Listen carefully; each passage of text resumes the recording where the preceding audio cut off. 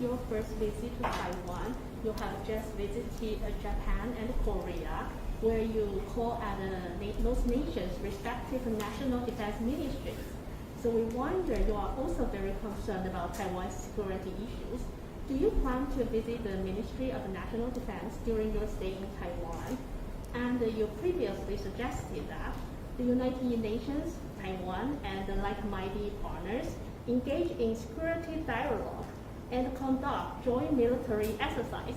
However, Taiwan was still not invited to participate in the Ring of the Pacific exercise RIMPAC this year. What is your view on this? So first off, it's great to be here in Taiwan. I want to compliment the citizens of Taiwan for their unbelievable economy that they built, their commitment to freedom. I've had the opportunity to go to South Korea, I've had the opportunity to go to Japan, and now here. And I'm meeting with trade representatives, foreign policy leaders, different political leaders, and military leaders. And I'll be doing the exact same thing here. I think we all realize when we watch what Putin did in Ukraine that the world has changed. We all have to put ourselves in a position that we can make sure we defend the freedom we all believe in. And I think it's important that while each of Taiwan, Japan, and South Korea care about their own security, that the United States and all freedom-loving countries across the world do everything we can to help. I do think it would be helpful if Taiwan participated in RIMPAC, and I hope that's what happens in the future, and all security exercises. If you look at, I think what Taiwan has to do, Japan has to do, South Korea has to do, they have to continue to build interoperability with those they think will work with them to defend their freedom. They've got to continue to do more drills to make sure they're ready in case Communist China does, or Russia or anyone else does the wrong thing. So I'm going to do everything I can to be helpful. Thank you very much. The second question will be about the financial sanctions. In March, you introduced a bill that will authorize the U.S. president to impose financial sanctions on China should Beijing invade or blockade Taiwan.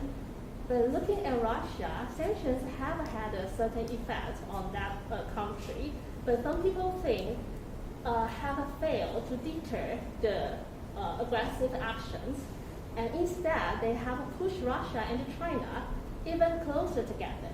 So do you still believe the financial sanctions will have a deterrent effect on China? Absolutely. I've proposed bills to eliminate the ambiguity, to make sure everybody realizes, and I believe, that America will always come to defend the freedom of Taiwan. I also believe that if Communist China decides to take aggressive action against Taiwan, there ought to be know upfront exactly what's going to happen to them with the sanctions.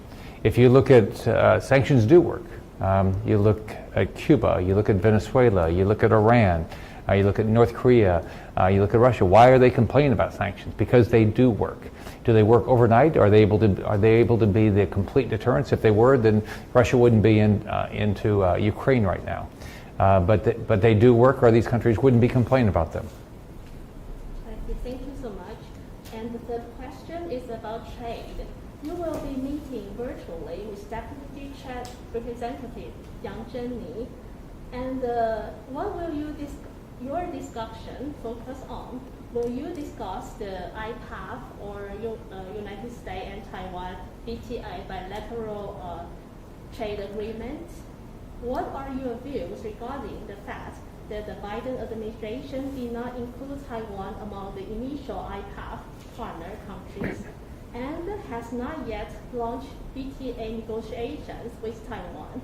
What concrete actions will you take to advance Taiwan-U.S. economic and trade relations? Well, part of my reason for being here is to continue to build up trade relations between the United States, Taiwan, and all freedom-loving countries. I'm a business person. Before I ran for governor of Florida, I had been in business all my life. I built the largest hospital company in the world, a variety of manufacturing companies. I believe in trade. It's got to be fair trade. But then people can find out what their natural abilities are in their countries through the talent of the people that live in their countries, or through the natural resources they have, that we can make it a better world for everybody to live in. I believe Taiwan has an unbelievable business climate. They've got some of the best companies in the world. They have a significant opportunity if they can make sure that they can participate in all markets, whether it's in the United States or any other democracy in the world. So I will do everything I can. I think it's always easier to do bilateral agreements than it is to do massive agreements. Just like when I was in business, I tried to do things with individual companies, not try to do massive agreements with a lot of different companies. But there's opportunities both ways.